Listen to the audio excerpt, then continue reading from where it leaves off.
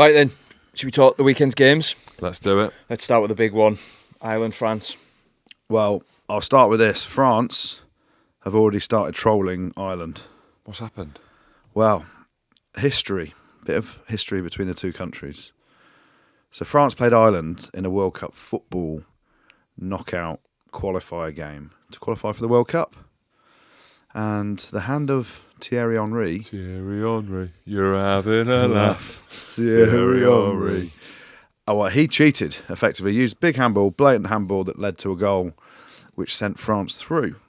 And the Irish were raging. They went through 2-1 on aggregate, only because Thierry Henry cheated with his hand. He's only gone into the France squad this week, hasn't he? Because he knows it's France going over to Ireland for a repeat of that rivalry between the two countries. Taking the piss, lads. I hope they get Roy Keane in. The Ireland Get Roy team Keane in.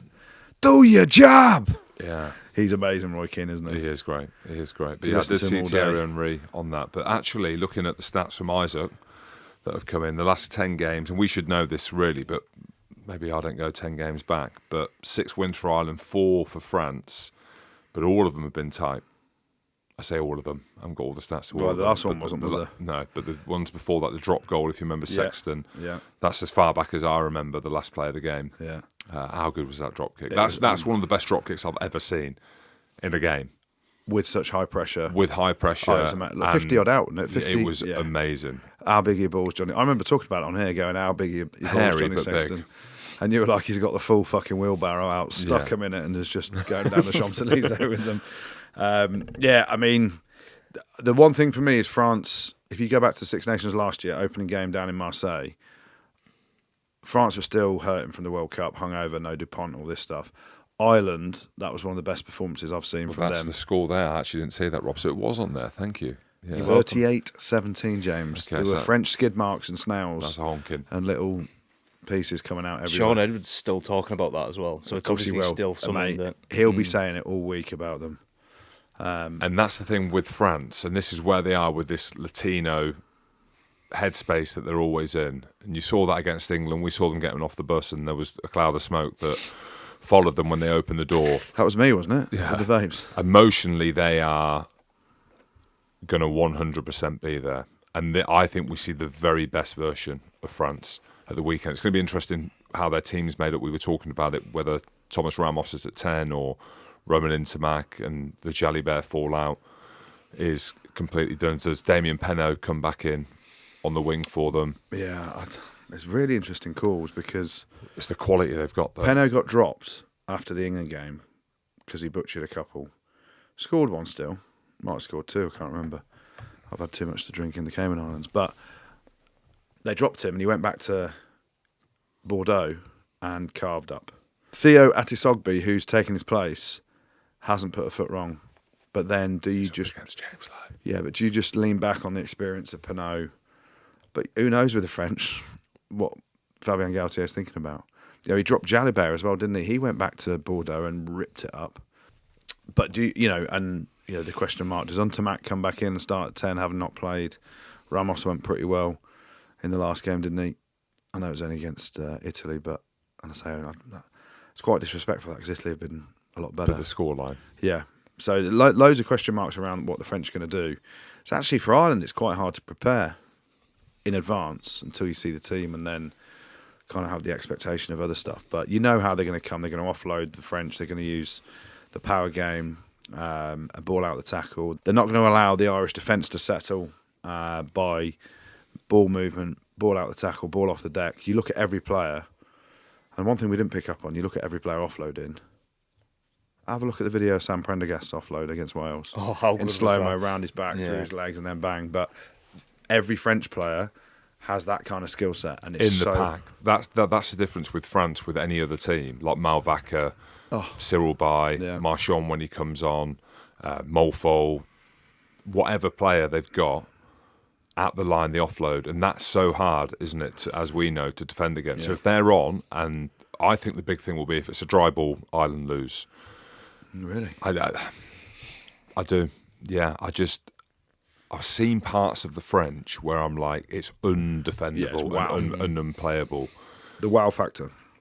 and where they are at the line. I think we spoke about this at the World Cup because Ireland are very good at the line, or were very, very good at the line with runners off 9. But Ireland's is more shape related. Exactly, structured. Whereas France is off the cuff offloads, which is hard. Do you remember playing in France and everyone would shout "Don Lax, Don Lax" because you're supposed to stand 5 people behind one ball carrier going into the breakdown because everyone just offloads it everywhere, and that's how that was. So Hugo Moller was my coach at Brive, and that's how his coaching philosophy has always been. But I mean, I'm like, mate, my belly won't get around. I'm screaming fatigue. Right. That's it. Fatigue! But then that's how Toulouse play, which has now led into how, and he's head coach of Toulouse, which is now how it's led into the French play. It's just because they're so big, though. You can't do that unless you've got players of that size. Yeah. Mo Afana as well at 12. Class. Absolutely class. Does Galthie come back in? I think so. Brassy hasn't. Yeah. He's been all right. But how bad would it be, though, if he picks Galthie at 13, Peno on the wing, drops the younger players and still loses? Bit of pressure on Galtier this week. I think there's big pressure on Galtier. For his job, do you reckon? I think so, yeah. Or the question marks of him? Ronan O'Gara, would he take the French job? Oh, he's struggling at La Rochelle. If not Galtier, then who? Bit of pressure I'd on, say, yeah, you're right, though. I'd say Galtier's under pressure. But for Rog, there's a few question marks at La Rochelle now. He wants an international job. It ain't been going well there since he started saying, I want the French job, I want the English job, I want the Australian job, I don't want the fucking Welsh job. It's a really bad Rog impression there. But yeah, I mean, hard one to call. It's like the moment for Ireland, and I'm going to say this and it'll piss a few people off. This is like their World Cup quarter-final moment. Do you think? Well, yeah, because the Grand Slam's on the line. They had a Grand Slam in their hands last year, 17-8 up against England at Twickenham, 10 minutes into the second half. Lost it. France at home, you're on your own patch, and there's a Grand Slam on the line. It's not a World Cup, of course it's not, but this is a knockout game, effectively, and everything rides on this weekend. Because if France win, you look at the league table, their points difference is monumental. It might come down to what Ireland will put on the board in Italy in the first game next weekend as to how it all pans out. England's still in the mix a little bit.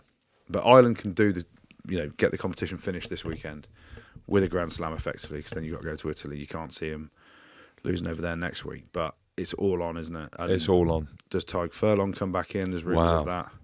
On Tadhg Furlong, and maybe, Rob, you can Google who the referee's going to be while I talk about this. Angus Gardner. Is it Angus Gardner? The scrum's going to be massive. Yeah. So Ireland are 5th with a 70.83%, 71, we'll round it up, at the scrum. Where the French, as we know, are monsters in there, with Winnie Antonio, Cyril Miolbai, whoever they've got. Cyril's been on the bench, Cross has been starting. But the Achilles heel, and you alluded to it earlier with Porter, is around Scrummaging straight. Is around scrum. And the French, when you're that big, and you've got a Winnie Antonio, and you've got your eyes and hope, right? You've got a Winnie Antonio, and you've got a Emmanuel Molfo behind. You can try all you want, and you can work all week on the scrum. But that's where someone like Mofo's been injured as well a bit, hasn't he? He is, yeah. I don't know whether he's coming back. I saw things that he might be back. Yeah. But yeah, that's why if Tadhg Furlong, and he's been running, and they're going to see how he goes for the rest of the week, you'd probably throw him straight back in and try and get a good 45, 50 minutes out of him. So I think the other thing here as well is the goal kicking as well. Like, Ireland's goal kicking stats are right down there, so they're like 70%, fourth in the competition. If it is close, you know that France are going to kick the goals. Ramos is the best kicker in the world, I think. But Prendergast, I know the stats aren't that great, but against Wales when he was needed, he slotted some booming kicks, didn't he? This is the one for Prendergast. Yeah. This is the game. The pressure, The physicality at the line, the managing the game. We know he's a great kicker out of hand, but it's going to be them big moments, because it's going to be close, and it'll be them big moments that will come from you 10. A kick at goal, like a hard kick at goal. And you saw that, didn't you? You saw the Finn Smith one against Scotland. And big moments. And Ramos is nailing them. Very rare do you see Ramos miss. Oh, I've seen a few. you speak to any kicker that's played the game, and you're looking and summing up some of those players and how they kick. He is such a quality striker. I don't really like the bloke, but he kicks a wonderful goal. But then it's huge for Prendergast. But now you've said that about Prendergast and the whole Sean Edwards factor, they're going to make Prendergast make tackles. So it'll be interesting whether they try and hide him. You know, you're going to have Aki and Henshaw in the centres because Ringrose is banned, more than likely. They're either going to try and go outside Henshaw or go at Prendergast.